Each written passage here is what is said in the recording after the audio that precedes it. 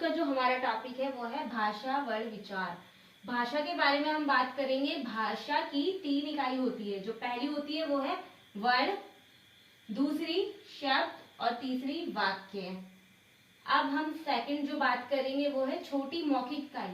भाषा की जो सबसे छोटी मौखिक इकाई होती है यानी मुंह से बोली जाने वाली ध्वनि। ध्वनि तो आपको पता ही होगा, ठीक है। अब अर्थ के आधार पर भाषा की 2 इकाई होती है जिससे हमें पता चलता है क्या है, ठीक है। जिसमें सबसे पहले आता है शब्द और वाक्य, क्योंकि यही दोनों के अर्थ के आधार पर भाषा की 2 इकाई होती है, ठीक है। अब भावार्थ के जो हमारे भावनाओं से उत्पन्न होती है, भावार्थ के आधार पर भाषा की छोटी और बड़ी, क्या पूछी गई है, छोटी और जो सबसे बड़ी इकाई होती है वो है वाक्य। आप इसका स्क्रीनशॉट ले लो या नोट डाउन कर लो। अब हम आगे देख पढ़ते हैं। साफ शब्दों में लिखवाया है कि सबसे पहले जो हमने बात करी थी वर्ण के बारे में, उसके बाद बात करी शब्द वाक्य। तो शब्द की डेफिनेशन मैंने यहाँ लिखा दी है। वर्णों का सार्थक समूह शब्द कहलाता है, ठीक है।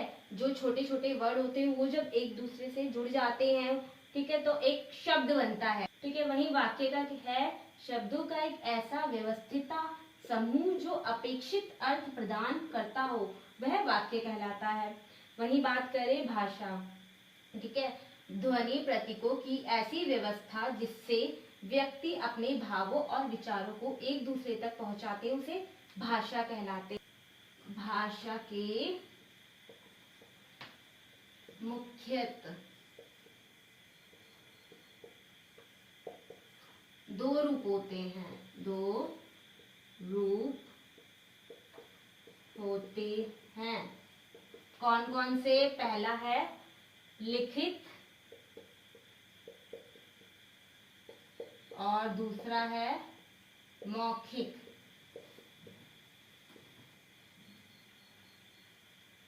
आप सभी को भाषा के मुख्य 2 रूप तो पता ही होंगे, लिखित जो लिखा हुआ हो और मौखिक जिसको हम बोल के दूसरे को अपनी बात समझाते हैं।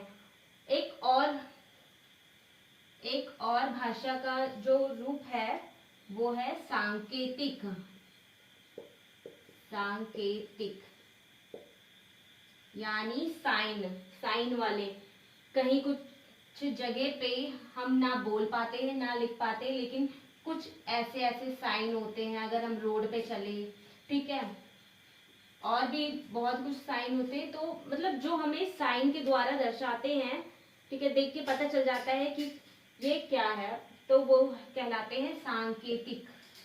अब हम बात करेंगे वर्णमाला के बारे में, ठीक है। वर्णों से वर्णमाला बनती है। वर्णमाला के, ठीक है, वर्णमाला के बारे में, वर्णमाला में 2 प्रकार के वर्ण होते हैं, ठीक है। वर्णमाला में 2 प्रकार के वर्ण होते हैं। पहला कौन सा है? स्वर। अब मैं आपको वर्णमाला की डेफिनेशन लिखवाती हूँ, ठीक है। वर्णों का व्यवस्थित क्रम वर्णमाला कहलाता है।